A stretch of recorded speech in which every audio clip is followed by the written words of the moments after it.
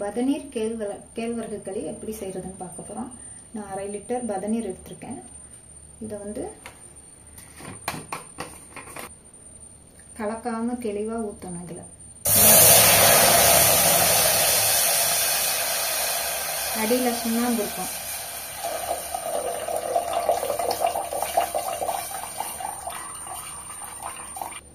பதநீர் இது மாதிரி நல்லா கொதிச்சு கொஞ்சம் கலர் மாறி வரணும். லைட்டா பிரவுன் கலரா வந்ததுக்கு அப்புறம் 200 கிராம் ராகி மாவு, அதுல 400 மில்லி தண்ணி வச்சு கரைச்சி வச்சிருக்கிறேன்.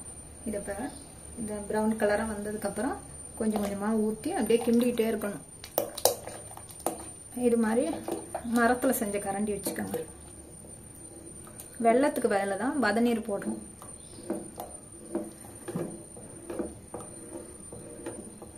தட்டி விழுவக்கூடாது.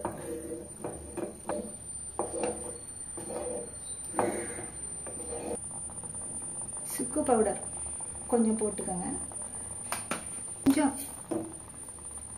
கொஞ்சம் போட்டுக்கோங்க.